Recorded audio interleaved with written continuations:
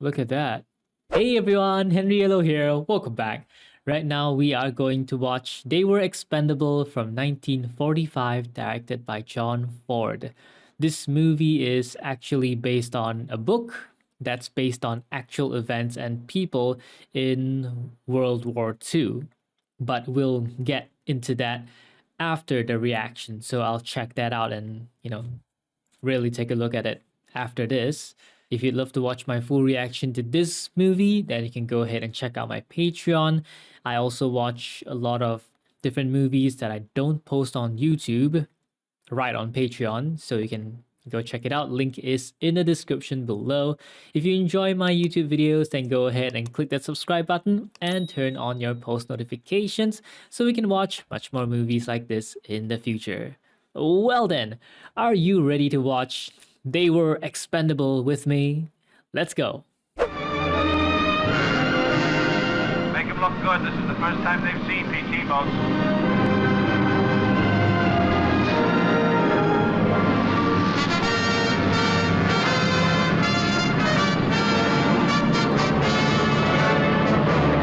They maneuver beautifully, sir. Those boats of yours maneuver beautifully. But in wartime, I'm afraid I prefer something more substantial. It's wonderful the way people believe in those high-powered canoes of yours. Skipper the 34 boat, aren't you? I used to skipper a cake of soap in a bathtub, too. Secure from inspection.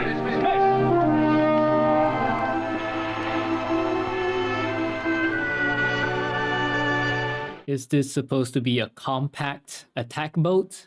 It seems like it. Hey, I gave you a couple of boat skippers in our squadron. This is Lieutenant Shorty Long, Lieutenant Lefty Aiken. Hey, excuse me. Hey, what the...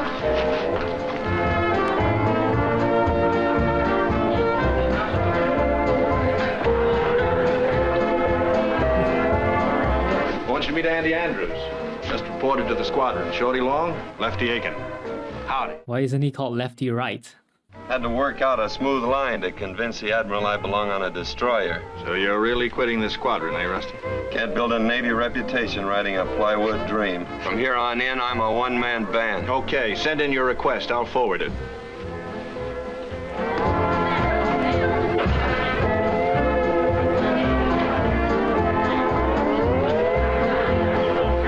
There aren't enough girls here, and too many men. Oh, he won't go back to Zuli anymore. Oh, it's him.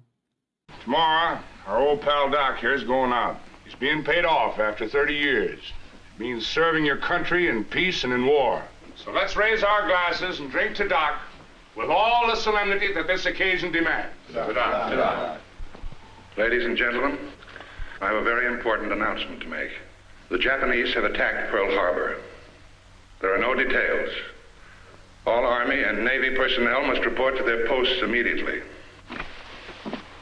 America declares war against Japan.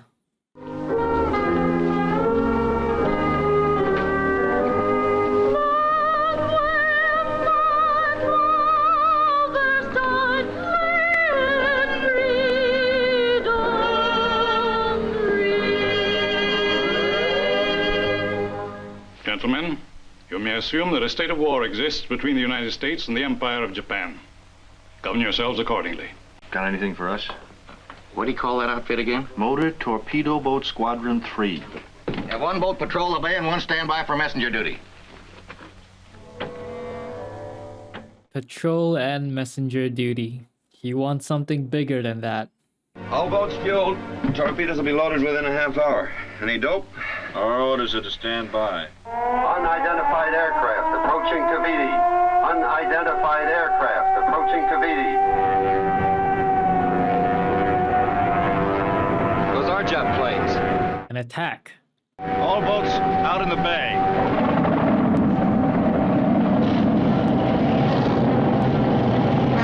Can the PT boats attack planes? Can the turrets reach the planes?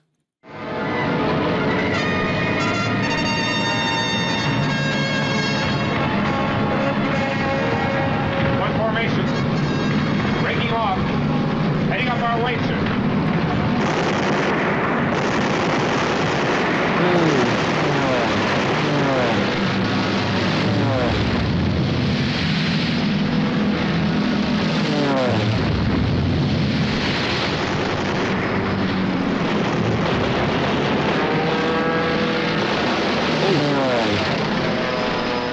thought it was gonna crash right on the boat.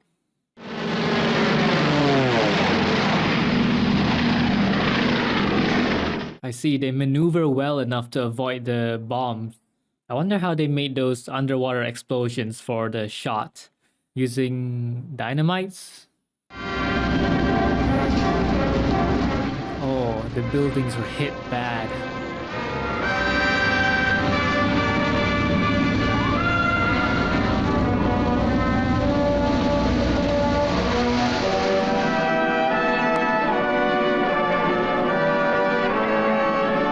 We've checked everything, sir. The storeroom's completely gone. No torpedoes, no motors, no spare parts, no nothing. What are you looking at, Cookie? Just looking for the Arizona to come steaming up the base, sir, with her 14-inch guns blazing and the best cook stoves in the Navy. Mr. Brickley, the Admiral, sir. Right away. Check your gasoline. Wind up your engines. Check all boats for sea. Step on it, man. Fire in the feed locker! You sent for me, sir? Yes. You run daily messenger trips between Manila and the Rock. Move your outfit to Sissamon Cove on Bataan. Is that all, sir? That's all. Is there any truth in the rumor that a Jap task force is moving into Lingayen Gulf, sir? That task force will land. You and I can't stop it. Pearl Harbor was a disaster, like the Spanish Armada. If the manager says, sacrifice, we lay down a bunt and let somebody else hit the home runs. Our job is to lay down that sacrifice. That's what we were trained for, and that's what we'll do. Understand? Every person has their own role to fulfill. Are you kidding, Brick? There's not the reason why, there's but to do. And die. But I don't want to be bored to death running messages. Does that help? Yes.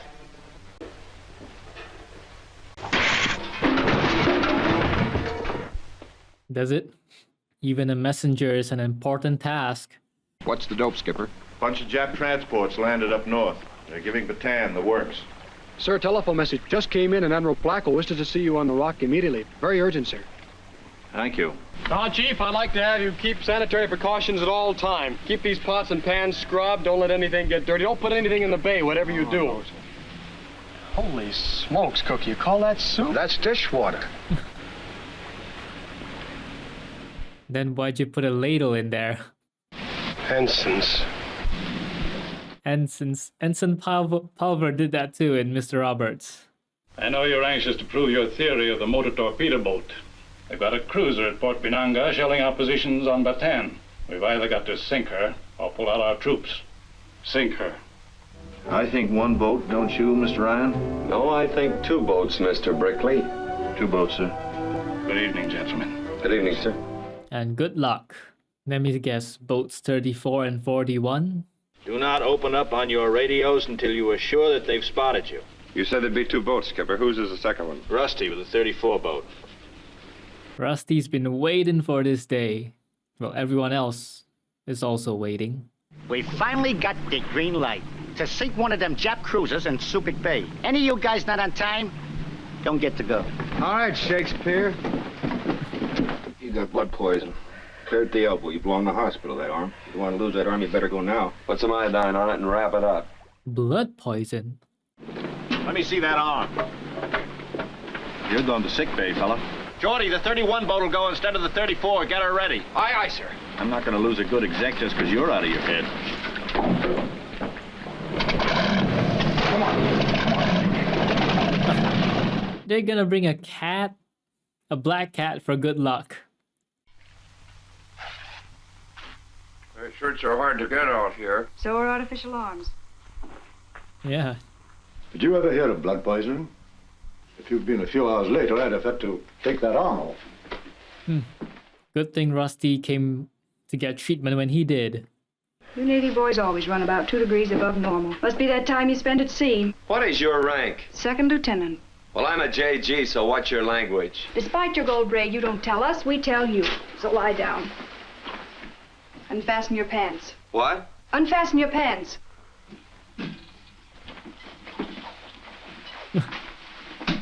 Aggressively pulling it off. This should be the minefields now, sir. Any sight of Long's boat? Don't see him, sir.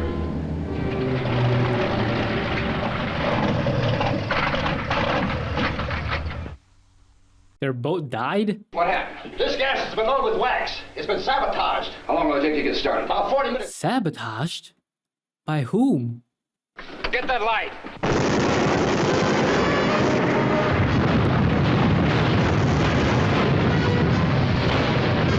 Oh no. Abandoned ship! Abandoned ship! Who could have sabotaged their fuel? Was it an inside job?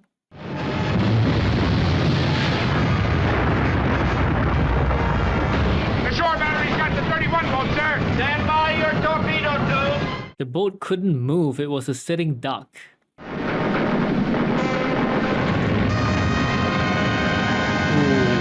they're on their own.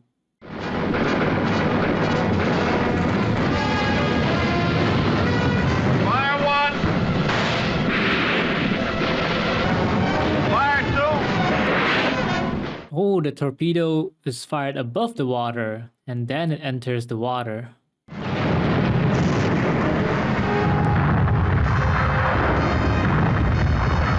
I thought they needed to calibrate the torpedo. Mission accomplished. Ooh. Wow. But they lost everyone from boat 31.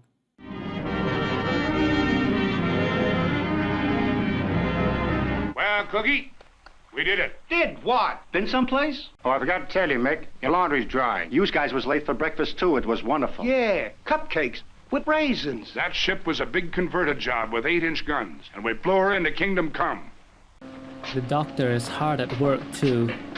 Enemy aircraft approaching.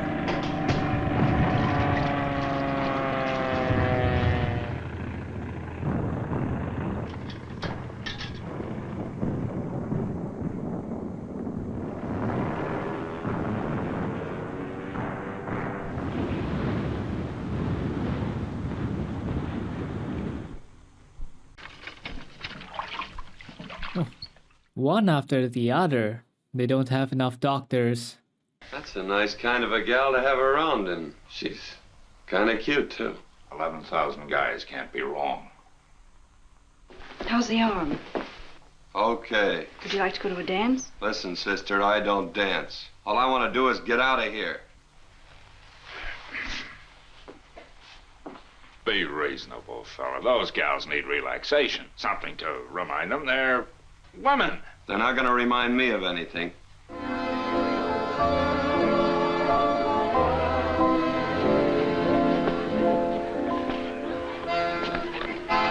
He came here anyway. Now that you're here, why don't you stay a while? Oh, no, I just came over to thank you for, you know, sewing up my shirt. It's rather like back home, isn't it? Porch, hammock, fireflies. Where? Iowa. You know, tall corn. Where? Upper York State. You know, apples.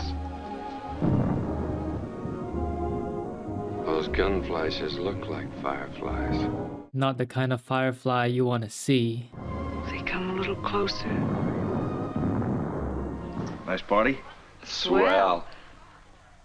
That big lug dance? Wonderful. I only stepped on her foot once. Just how bad is that hand? The finger is open to the bone, and there's still infection there. Is it healing? Yes.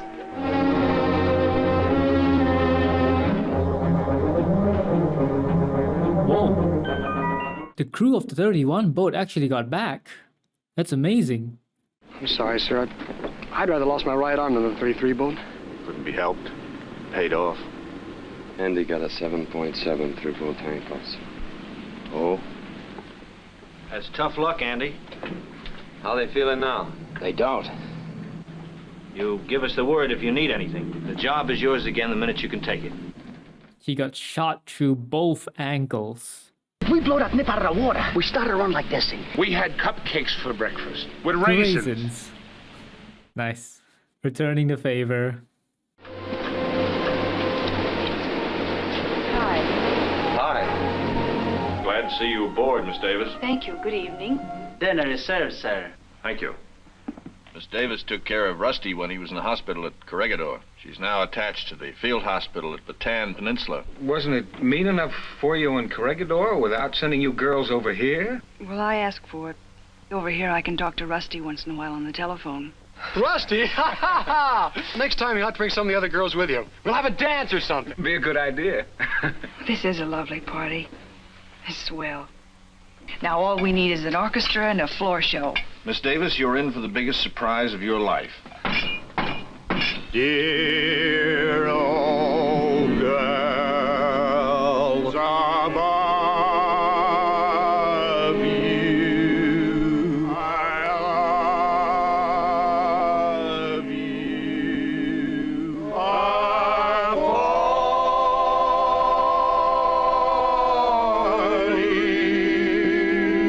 and my broken heart is calling.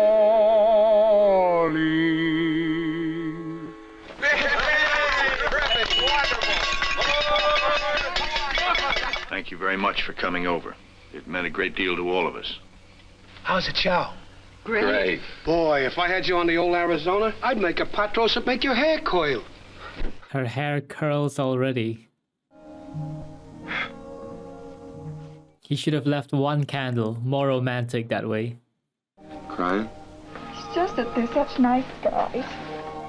You're kidding. The President has ordered me and certain key personnel to Australia. Your boats will take us to Mindanao. You want to use all 4 of the boats, sir?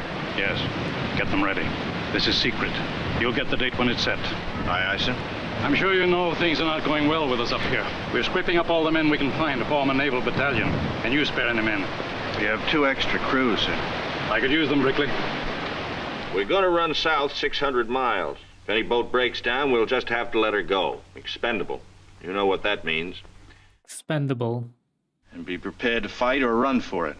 But remember, your primary duty is to get these people out. How many people can they fit on one boat? Doesn't seem like a lot. How's Mr. Andrews? Doctor says he's good for about 8 or 9 days.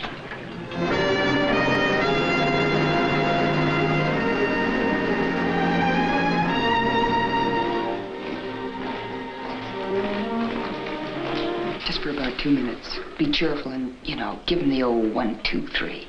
Yes, ma'am. He's only got a few days left. It's good to see you, fella. Oh, you look swell, Andy. When are you going to quit stalling and get back to work? Any day now. I'm okay. My hand said to say hello. So does Cookie. The whole gang. How's the 34 boat? Fine. See you next week, Andy. Take it easy. Take care. No, Andy. That was a nice act you boys put on. To get through, Mayleys, will you? One to Mother, one to Myra. I wrote out a will, too. That's a pretty good act you put on yourself. Sorry I couldn't do more for the squadron. You did your best. They have to let him know that he won't live for longer so he can do these kind of things. Write his letter, write his will.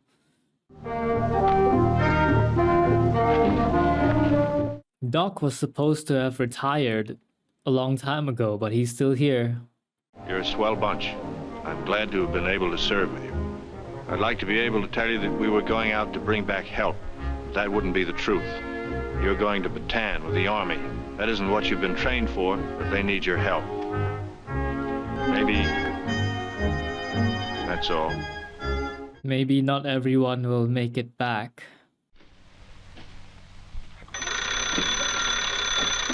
Ryan speaking. Hello, Rusty. Hello, Sandy. Well, what is this anyway? Guess it's goodbye. Oh, tell me where you're going? I wish I could. Are you coming back? I'm not sure, but I don't think so. Well, this is really goodbye then. It's been awfully nice, hasn't it? It's been swell. Sorry, miss. We gotta take this out for moving south. Hello? Hello? Operator? A couple of generals. Well, couldn't they wait till we were through? Yeah, it's really goodbye. Who knows if they'll ever be able to contact each other again or see each other again. I'm dead. That's tough, sir. Hope what those generals had to say was important. I think it's quite sad that back then, once you separate, there's no guarantee you'll ever see each other again in the lifetime. And because it's war, you don't know if the person you're looking for is still alive. Sir, please autograph my hat. Certainly. Ready, Ryan? I hope they double-checked their fuel for wax this time. Didn't the cat just jump onto another boat?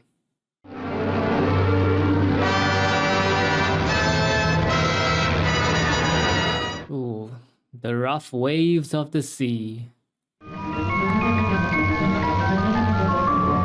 Oh, seems like they got to Mindanao without much fuss. Well, on time. Only 3 boats. Must have lost one. The boats were expendable. The squadron will work down here under General Martin. We've got quite a few men at Bataan, sir. I'd like permission to go back and pick them up. You've done all you can up there, Brickley. Yes. We've got to have aviation gas and torpedoes, sir. I realize that. Plan your own operations against their ships, but report to me daily by phone. Aye, aye, sir. That's tough luck, fellow. What happened? Oil failure. Burned out every cockeyed bearing. There's a shipyard at Cebu. We'll tow you there. Thanks for the tow, Rusty. For nada. Do the same for you someday. I hope not. Wonder what happened to those kids on the 32 boat. Suppose that cruiser got them? Well, stop worrying, Breck.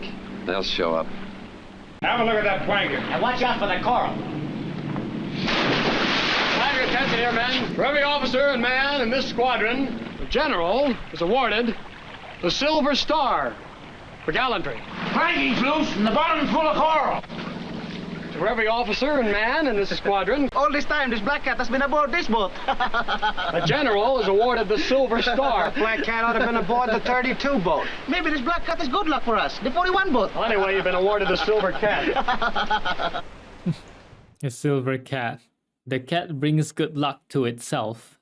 Or maybe if the cat had been on the 32 boat, then the 32 boat would have made it.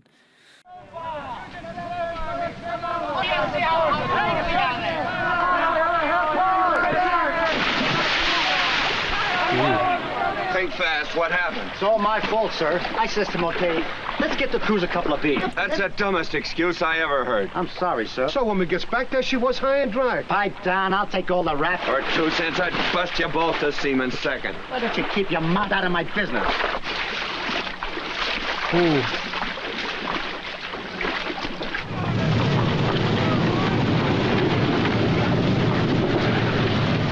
The 3 boats left are 41, 35, and 34.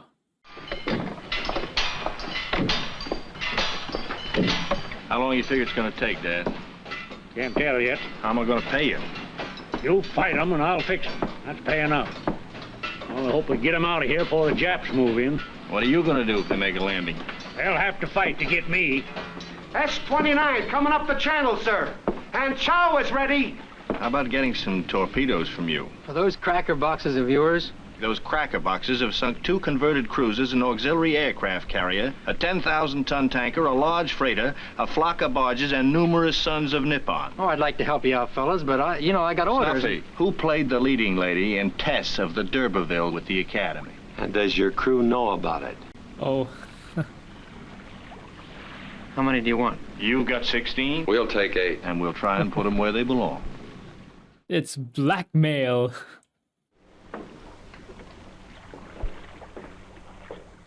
They've got him by the throat. There's a cruiser up the coast headed this way. Information says she's of the Nogami class. Does that mean anything to you? That's about as big as they come, yes. Shell these food ships before we can get them away from the dock. Unless you boys can stop her. Mogami class. The Gami class cruiser mean anything to you, Mr. Ryan? There you go! Rusty's boat's ready, but her hull ought to soak 24 hours. Okay, the 41 boat will have to go alone then. Alone? Only 1 boat against the Mogami class?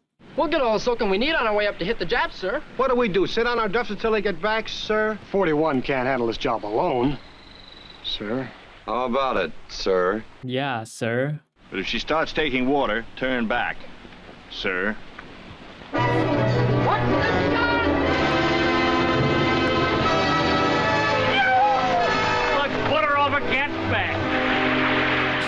You mean off a duck's back?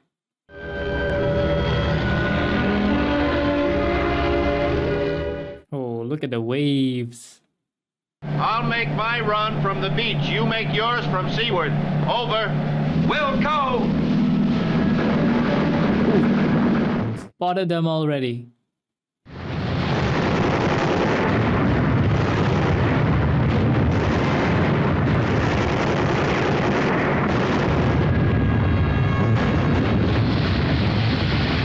Fire one. Fire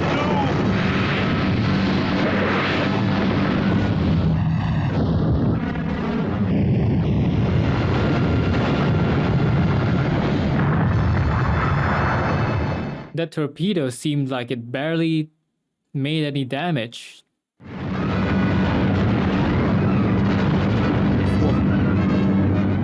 It almost feels like the apocalypse, everything exploding around you, the water, the air, everything.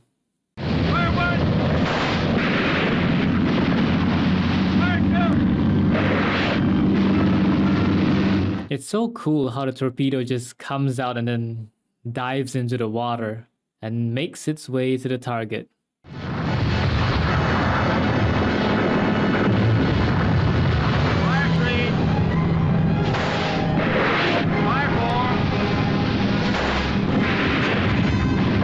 Oh, so they have 4 torpedoes per boat.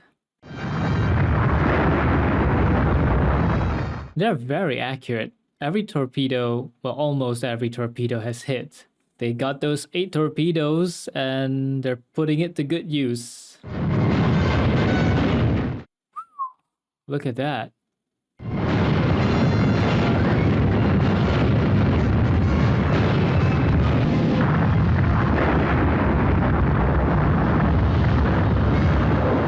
It took 8 torpedoes to bring that ship down. That ship is tough. Think Mr. Brickley had a chance to get away, sir? He usually does.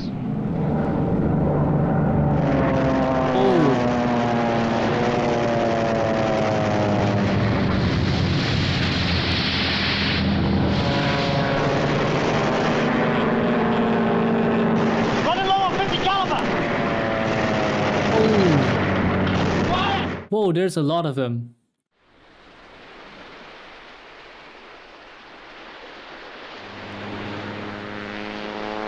Take cover!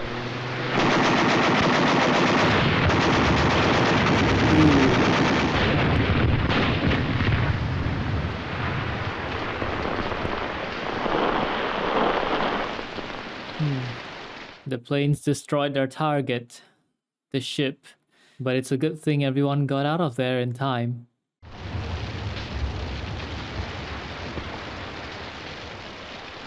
Serviceman is supposed to have a funeral.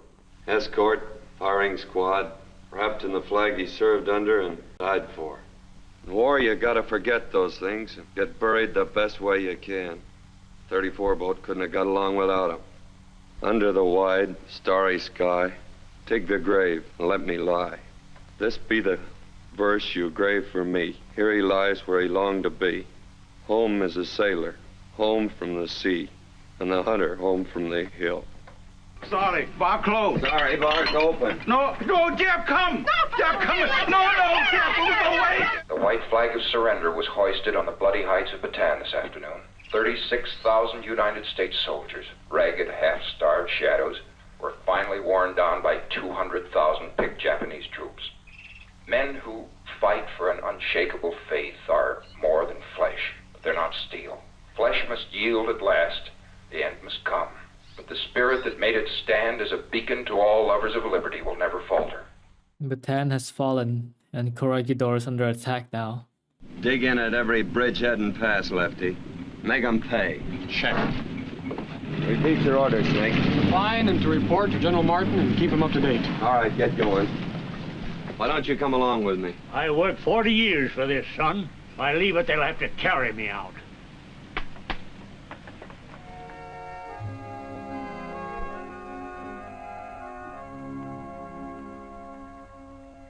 He's going to wait.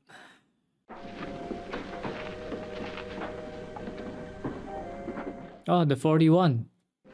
Hey, Mr. Ryan! We thought the Japs got you. Well, I thought they got you, too. Where's your crew? We lost Mahan and Larson. That's great. That's great. Where's your boat, Rusty? Jap bombers got her. We burned the 35 boat. She's through. General Martin turned her over to the Army to run errands on Lake Lanao. What about the cat?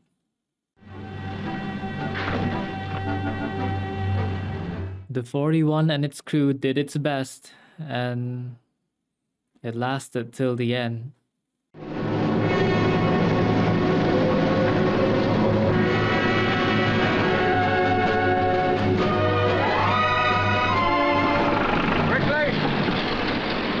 I have orders to fly you and Ryan to Australia. Also ensigns Gardner and Cross. Why us? We're just a couple of snotty lieutenants. You men have proved the PT boats have some value in this war. Washington wants you back in the States to build them up. What about the men, sir? There isn't room for them. There isn't room for them, Brickley. Makes a fine pair of heels out of us. The book doesn't mean much out here, so I'm gonna say, so long, Brick, you've been a swell guy. So long, Rusty. So long, you big Mick. Number 27. 27. Ryan, USN. Number 28. 28. Major James Morton. You're number 31, Major. Oh, I get to go. Each plane holds 30 men. If 2 planes come, you'll get to go. Hey, Ohio. Hiya, Rusty. Hiya, fella. Remember Sandy, the little nurse with the green eyes? Sure. So do 11,000 other guys. You know where she is? Might be out in the hills or prisoner somewhere. I guess she meant more to you than she did the rest of us. Only one plane. When you see the general, tell him the end here is near. If he should ask you what we want, tell him a Navy task force. A tanker loaded with gasoline and 100,000 men. Give me that and we can start taking the islands back. I know he probably hasn't got them, but if he asks you, tell him. Number 28, Lieutenant Ryan, Navy. Number 29, Ensign Gardner. 31, Major James Morton. Number 32, Captain Carter. That's all. Gardner and Cross didn't get here on time, but the 2 people got in. Major Morton and Captain Carter, your places are assigned to these 2 men. Sorry. Oh. Oh, say, if you get through, would you mail a note to my wife? Of course. How was the last time you saw me, and I still love her. You bet I will. Wait a minute. I got business here and you got business back in the States. Rusty, who are you working for? Yourself? He said it. Go. Staying back pretty much means death. Sir, how many more planes are coming in? None. None. Look, son, we're going home to do a job, and that job is to get ready to come back.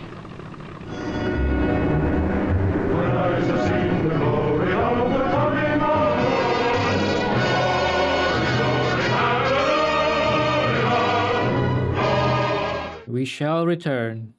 I don't really have much to say about it, but the noteworthy things are the beautiful outside shots and also the comradeship, the friendship, or the brotherhood of the people in Motor Torpedo Boat Squadron 3. The movie is based on a true story which centers around the experiences of Lieutenant John Bulkeley and Torpedo Squadron 3 in the Philippines following the attack on Pearl Harbor. Firstly, I'd like to take a look at the PT boats. A standard PT boat built in 1941 could typically accommodate 12 to 17 sailors, including 3 officers. The boat needed a full crew of 14 sailors to operate effectively. The Elco PT boats were 80 feet long with a beam width of 20 feet. The Motor Torpedo Boat Squadron 3 was based at Cavite, Philippines from September 41 to December 41. It was commanded by Lieutenant Bulkeley and made up of 6 torpedo boats, PT 31, 32, 33, 34, 35, and 41. The other 6 boats of the squadron remained at Pearl Harbor, Hawaii, and were there when the war broke out, eventually being shipped to the Solomons. The events are quite similar to what happened in the movie. The squadron helped in the defense of Bataan and Corregidor during the Japanese invasion of the Philippines. PT-31 and PT-33 were sunk during the battle. On March 1942, the remaining boats transported General Douglas MacArthur and several high-ranking officers from Corregidor to Mindanao. This act earned them the Silver Star. Yep, this part was also shown in the movie. PT-32 was scuttled during this mission, reducing the squadron to 3 boats, 41, 34, and 35. In mid-April 1942, PT-41 and PT-34 attacked the Kuma. So it isn't the Mogami. In the movie, they called it the Mogami-class ship, but it's actually the Kuma. The Kuma, what is that? A Kuma-class light cruiser in the Imperial Japanese Army, the lead vessel of the 5-ship class. I'm not going to go into the details of the design. One thing that's different from the movie was that they scored at least 1 hit. That's what it says here.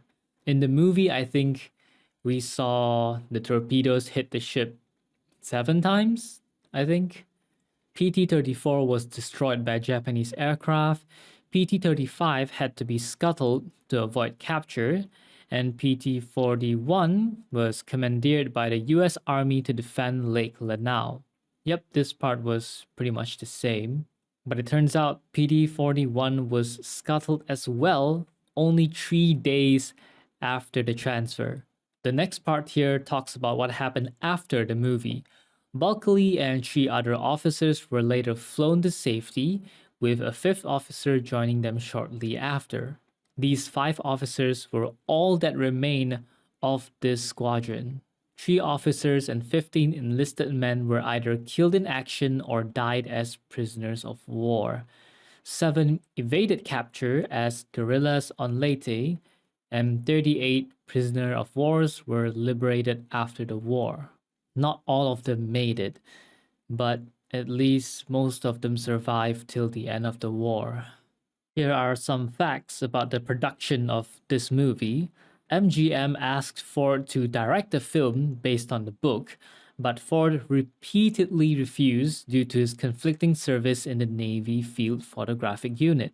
While he was serving that unit, Ford met Lieutenant John D. Bulkeley during the preparation of the Normandy invasion, and later signed Bulkeley's D-Day executive officer Robert Montgomery. According to TCM host Ben Mankiewicz, Ford was especially hard on Wayne, who had a 3A draft rating. During production, Ford fell from scaffolding and broke his leg. He turned to Montgomery, who had actually commanded a PT boat, to temporarily take over for him as a director. Montgomery did so well that he eventually made a transition from actor to directing films.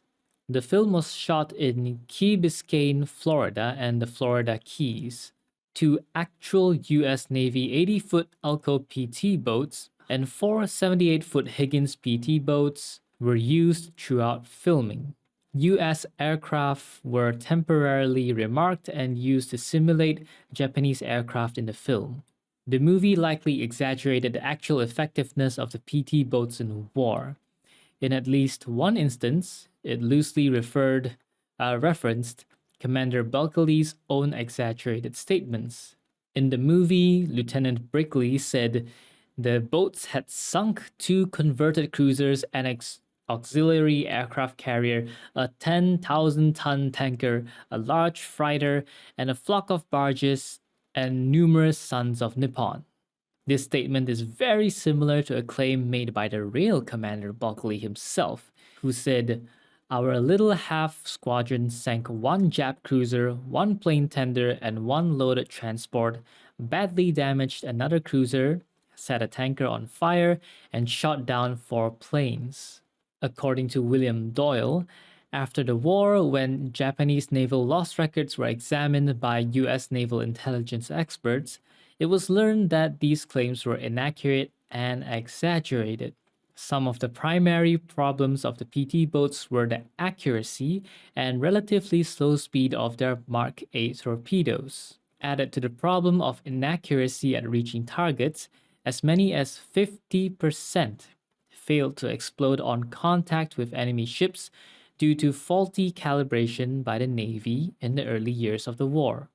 Yeah, the calibration thing was also a question I had in mind because I remember watching Das Boot about the German submarine, and they had to calibrate it carefully before they launched their torpedoes so that their torpedoes can hit the mark and explode. But in the movie, the boats were moving at quite a high speed above the water, and then the torpedoes have to be released, dive into the water before it travels to the target. They calibrated it as the boat was moving, but it feels like a very tough thing to do. Since I don't know anything about torpedo calibration, I didn't say anything during the movie. I just took it for granted that, yep, they are experts who know how to calibrate by the second, the distance and everything before they launch the torpedoes. During the movie, we saw the scene where boat PT-31 was sabotaged because there was wax in their fuel. I'm not sure if that was part of the true story or if they just inserted it for, better effect. I believe it's more likely that it's just an extra thing that they put in there. I can see that everyone is eager to contribute to the war and they want to take on very active roles to fight the enemy. This is pretty commonly shown in some of the movies I've watched, such as Mr. Roberts. They want to be in the front lines fighting a meaningful battle. But sometimes, even if you're not at the front lines, you could still be doing very meaningful work that contributes to the war. One of the sad things I've noticed is that once you're separated in the war, there's a very, very low chance of ever reuniting again. The example that I refer to here is Sandy and Rusty. We don't even know where Sandy is. Is she a prisoner of war? Is she dead? What happened to her? We don't know. And then the rest of the squadron who didn't make it on the plane, did they survive till the end of the war? Even if they did survive, how are you going to find them? Because they don't have the internet. They don't have social media and stuff like that. So I believe it is very hard to track down your comrades or the people you know if you're separated during the war. That's why the stories of soldiers, comrades reuniting decades after the war is over is so touching.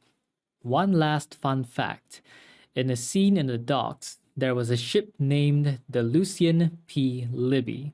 In John Ford's biography, there is a reference to John Ford being influenced by two teachers during his 4 years at Portland High School. One was an English teacher, Lucian Libby, who helped the boy with his writing, encouraged Ford's reading, and stimulated thinking with witty comic teaching. I wondered about the Lucian P. Libby's name painted on the side of the ship, so that's what it was about. Overall, I think this is a very interesting film based on a true story during World War II. What do you think of They Were Expendable? Let me know your thoughts down in the comments below. Thanks for watching this with me. Hope you enjoyed my reaction, and I will see you in the next video. Have a great day. Peace.